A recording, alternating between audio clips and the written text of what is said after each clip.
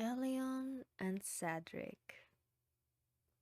A dynamic duo that plays numerous petty tricks on the Guardians and often puts their lives at risk. Sly and sneaky, smart but emotional, creative and powerful. They balance each other so well that it's hard to believe how well they work together until you see them in action. Despite their different upbringings, social statuses, and even an age gap, they understand each other on an almost unspoken level. They complement one another's strengths by finding new ways to utilize them. They vibe together and commit crimes together. They stick so close, but when they're apart, it's like flipping a switch. They are the opposites of themselves. So, how come this perfect duo of petty villains did not stick together till the very end, despite their obvious chemistry and teamwork? Hello, my name is Bjorn and I'm a villain. In today's video, we're going to explore why Elyon and Cedric worked so well together, both as a team of villains and potentially something more. Let's start by looking at how they met. Elyon and Cedric met on a Halloween night in the very first chapter of W.I.T.C.H. It is a meeting that was meant to happen for a very long time. A long-awaited, anticipated event by both rivaling forces of Kandrakar and Prince Phobos of Metamor. To make this happen, Cedric and Phobos had to overcome numerous obstacles and work their way through the veil to a confusing world of Earth, where in an unassuming bliss Elyon was living her average teenage life. A life that was about to be wrecked and crushed in order to restart from a new chapter.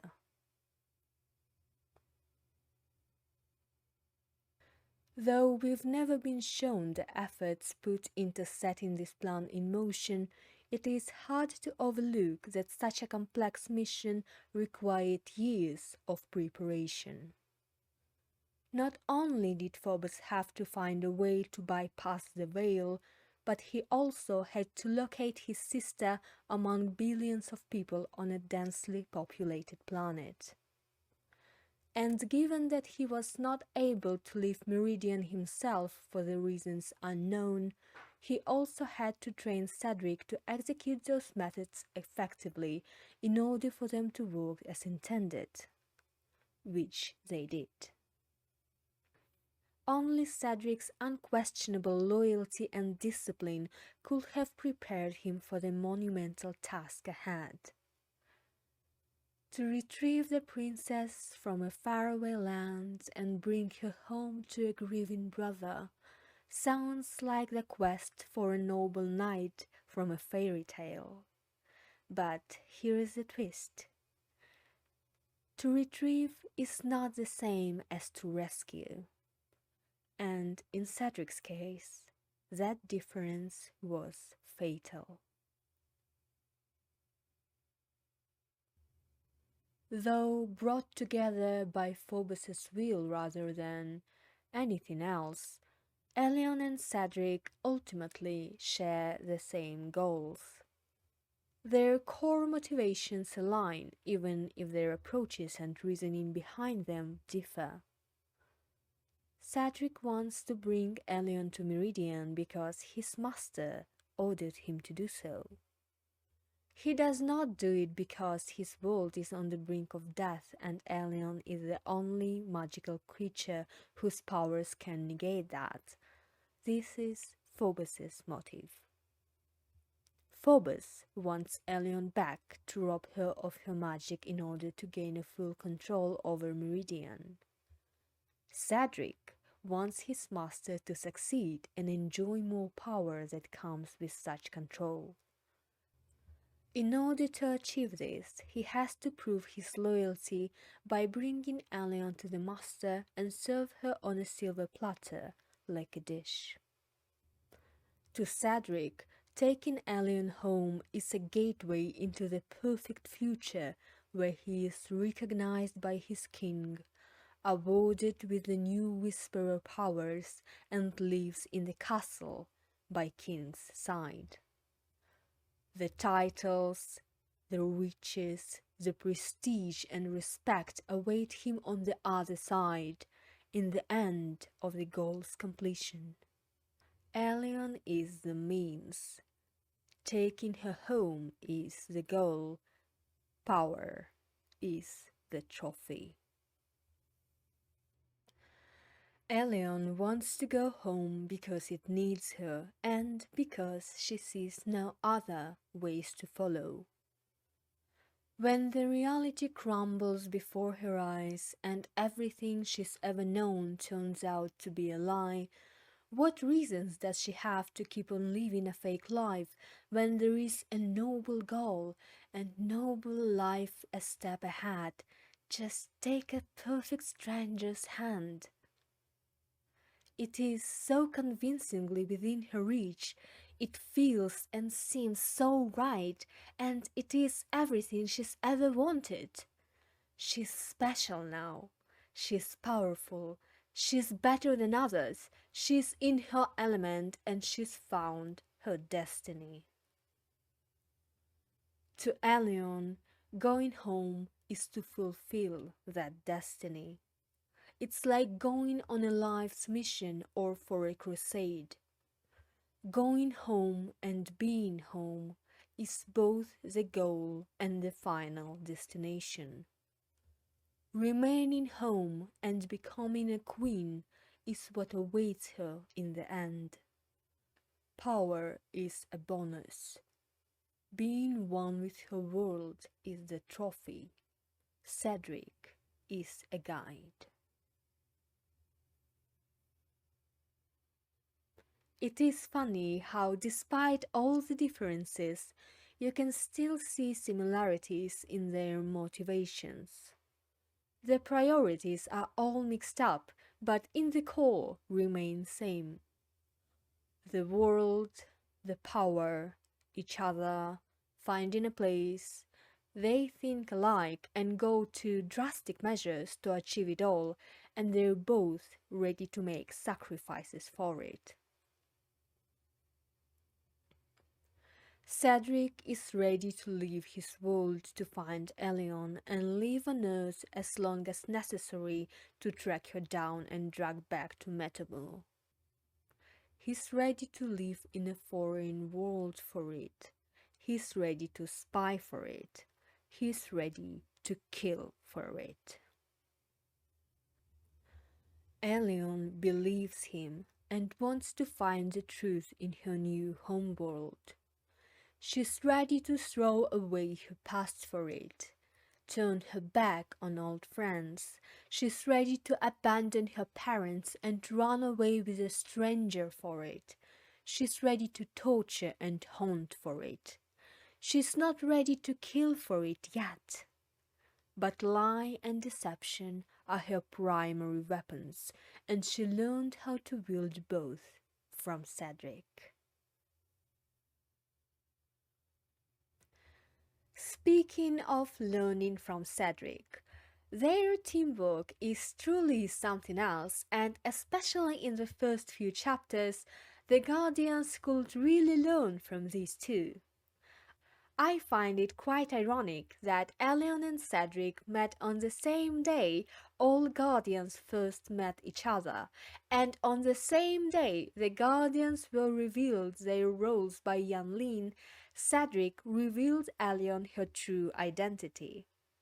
The timeline is same, timing is almost the same, but the teamwork efficiency and difference in skill growth is on another level. Frankly, Elyon and Cedric managed to become a team in a much shorter period of time than their opponents. Probably because they never had to worry about attending school, doing homework, and hiding from parents. But given Cedric's position as a warlord and Elyon's jet lagging in a whole new world, I would argue that they made a way better job at team building. Or perhaps it was because Cedric was an adult and could work around their differences and focus on working together. I'd also assume that it is way easier to try and deal with one person instead of a team of five, and it surely helped that Elyon had a huge crush on Cedric and therefore was way more receptive to whatever he had to say.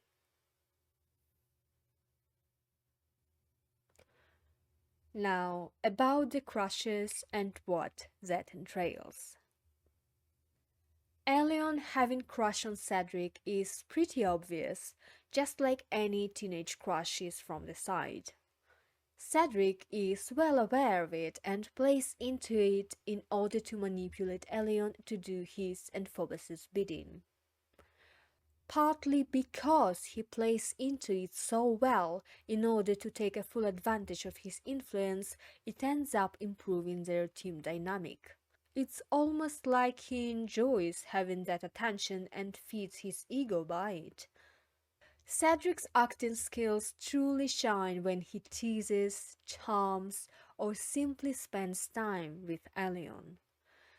Because there is so much at stake for him if he fails to conquer her trust, he's put in an act worthy of an Oscar. However, it is also because Elyon is so lonely and so desperate to have a real connection that she falls for it without ever doubting his affection. Why would a handsome bookstore owner find an interest in a teenage girl like her? He's an adult. He has a business. His face is a piece of art. His voice is smooth and hair is blonde and long. He's like from a romance book. What else a girl can wish for? Of course, being a young, silly schoolgirl, she does not question any of it. He wants to take her on a date? Because he likes her, of course. He wants to whisk her away. It's so exciting! He wants to tell her a secret about her royal blood. That's what every teenager could ever dream of. He wants to take her to another world, to an adventure. Sign her up! She's ready to go! He gives her all attention she needs and feeds her illusions, the crumbs of real affection mixed with sweet poisonous lies. But no matter how I look at it, I can't overlook his genuine liking of her as a person. When you see them together, it does look like he enjoys Elyon's company quite a bit. Sometimes it's almost like they're on an outing just to spend some time together and hang out. No missions or petty crimes to commit. Cedric looks upset when Elyon stops seeing him as a mentor. He's upset when she doesn't share his opinions. And he's proud whenever she succeeds in whatever they do together. He encourages her to improve, though he could as easily train her like an army commander he is. There is a genuine spark that feels hard to dismiss, even knowing his intentions. The chemistry is there, and I don't know how one can just look past it while it's floating on the surface and delves deep into their connection. It's so visible that you can reach for it and almost feel it seep through your fingers. That's how strong it is. For Elyon, though, Cedric is a potential love interest, mentor, and an authority figure. She sees him as every teenage girl sees her crush. Perfect. She makes up the qualities she wishes he had, doesn't notice or straight up ignores his shortcomings, finds whatever little mannerism he has cute, and dreams about him like he's a book character and not a real person. His magic and shape-shifting abilities only intensify the pink tint on the glasses that he so carefully puts on her in the beginning. Magic helps to romanticize just about anything, and when there is a fate of a whole world dependent on you, your coping mechanism works over time to romanticize the reality to the max, because only then will you be able to carry the weight of expectations you and everyone around you places on your shoulders. Kind, gentle, always attentive Cedric, so gallant and mysterious, so skillful and knowledgeable. He's like a savior, knight in a shining armor. He's your guide in a dark, tragic fantasy. He's the light of your lonely days. Why ever doubt him? He holds your hand, and that's all that matters when everyone around you is a traitor. He leads the way, and he's the only one who's stuck by your side despite your hysteria and cries. It's so much easier to follow him than to stop holding his hand and stay alone in an all-consuming darkness of never-ending thoughts where the questions eat you alive. Cedric knows that, and he takes advantage of Elyon's desire for belonging. He exploits her fears and insecurities whilst acting as her guide in the dark, and she sees him as a protective figure because of that. Elyon's struggle to reconcile her ordinary past with a new life path makes her vulnerable to Cedric's mind games, making their relationship full of nuance. For Elyon, Cedric is both guide and manipulator on her journey to find new identity. For Cedric, Elyon is a leverage to pull in order to gain more power. They're both guiding each other to their respective goals, just in different ways.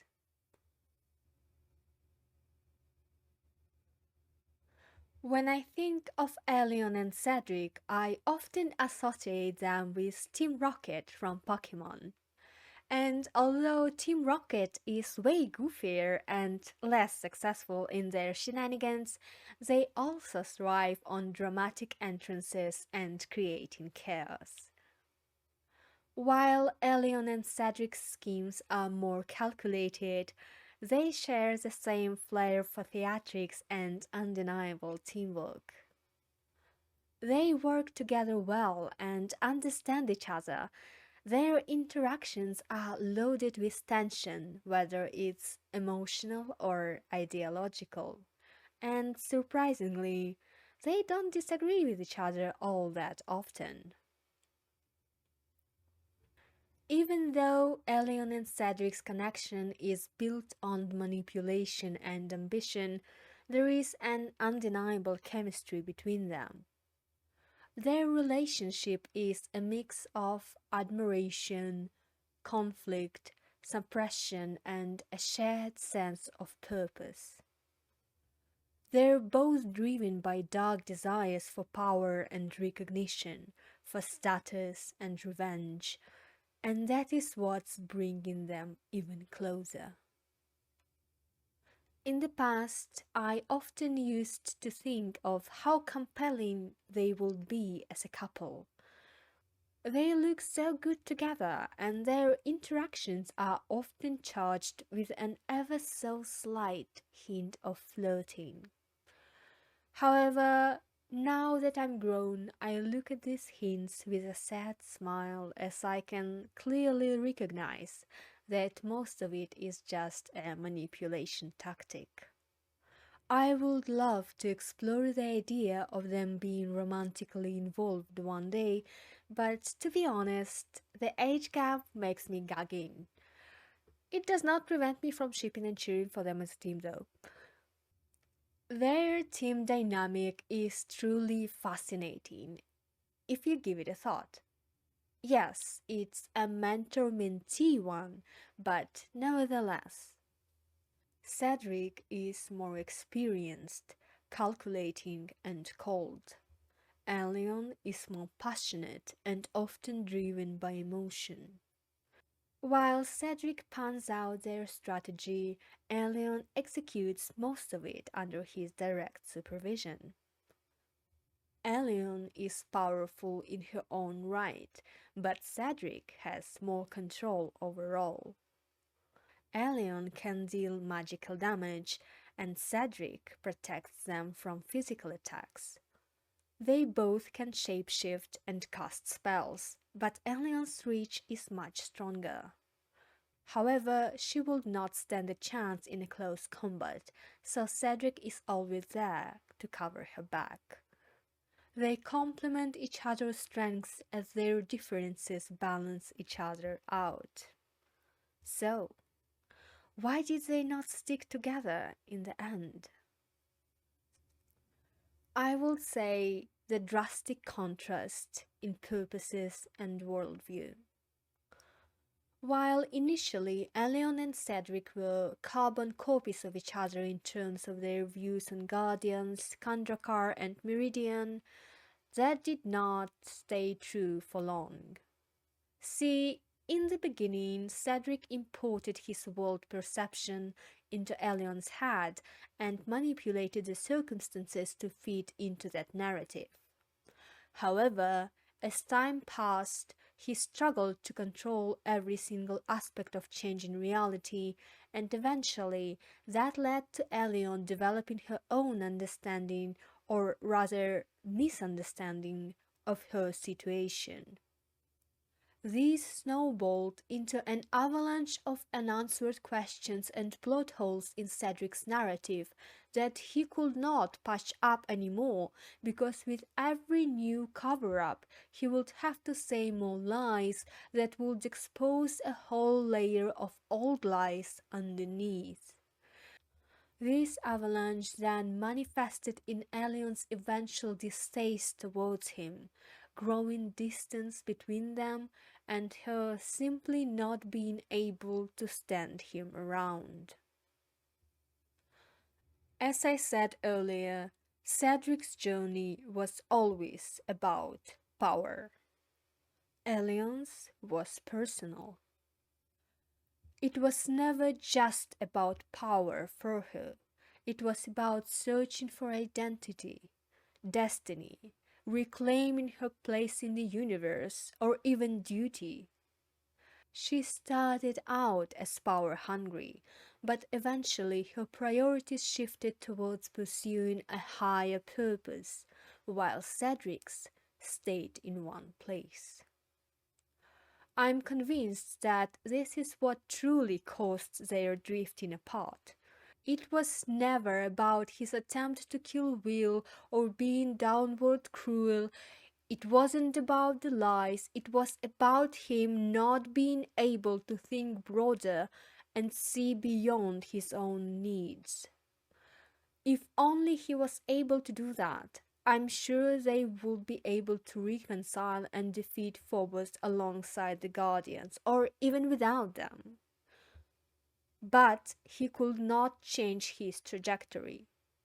He stuck with what he knew and served Phobos, and was eventually left behind.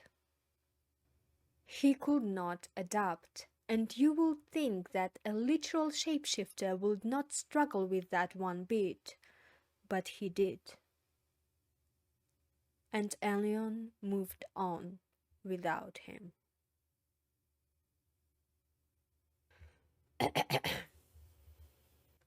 I never planned to draw this fanart, to be honest. It is true that I thought that perhaps it would be nice to draw another Halloween piece with these two to compare the skill growth with previous year. But as Halloween approached, I found myself buried working on other content ideas, as you can probably tell by my channel's growth. I worked on that Slayer's animation for a while and scripted other videos to put out, and there was not a single fun art idea worthy of execution in my head. The Halloween night approached, and I went to scroll my feed, which was, unsurprisingly, full of witch pictures, and that very night it was like a light bulb blew up in my head. The idea was so clear and simple that I could not believe I've never thought of it before. Witch fandom has very close ties with Halloween, as the very first comic chapter revolves around Halloween. The costumes, the magic, the fun and mystery, it's all about that. So I thought to myself, if Elyon and Cedric took part in celebrating another Halloween together, what costumes would they wear? And if for Cedric it was an obvious choice, with Elyon it wasn't that easy, since I already drew her in her canonic costume once and struggled to think what else would fit her. So I dressed Cedric in a drugstore vampire costume and stared on my Elyon sketch for a while. I tried to imagine her as a corpse bride, but didn't want my art to scream romance. I wanted to make something that would awaken a warm, fuzzy, nostalgic feeling with a hint of mischief and allure of Halloween night. I could not put her in anything bridal or too revealing if I wanted to achieve that. So I tried to recall any Halloween themed movies and series and franchises, and then I remembered Soul Eater. At first, I wanted to draw Elyon leisurely sitting on the top of a huge pumpkin like Blair the cat does in the first Soul Eater episode, but I scratched that idea because I didn't know where I would fit Cedric in it. So I thought, huh, I already tried to draw her in a Blair's pose, so why not try a Maka costume? Their age is canonically the same, that'd be perfect! And so I did. I really wanted to make the costumes look a bit makeshift, like they put them together last minute from the garments they thrifted on some Halloween fair or on a sale in a nearby mall. That is why I put some glittery stickers on their faces and gave them a plastic bucket for trick-or-treating. The idea of them going on a trick-or-treating spree together around the neighborhood sounded just so fun and exciting in my head that I could not help but giggle imagining them doing that. We do not celebrate Halloween in my country, so I didn't know that trick-or-treating was primarily a kids' activity. I just knew that such tradition exists from the movies. I only learned that it is a kids thingy later when I was already deep in rendering process and this one TikTok with kids going door to door popped up on my For You page. So I hope you won't be mad at me for making Elyon and Cedric do this childish stuff. Duh! Sorry, not sorry, pals. I just could not help myself. This would be all I wanted to say for this video. As always, it was a pleasure to discuss my thoughts and headcanons with you. I am very grateful that I can share my hyperfixation with someone online, and the thought that there are people out there who share my sentiments makes my non-existent heart melt. If you liked this video, please do give it a like and subscribe to my channel for more content like this. Maybe even check out my other social media in the description or order an art commission. If you have anything to comment or add to a conversation, please do so in the comment section below. My name is Björn and I'm a villain. I'll see you around. Bye!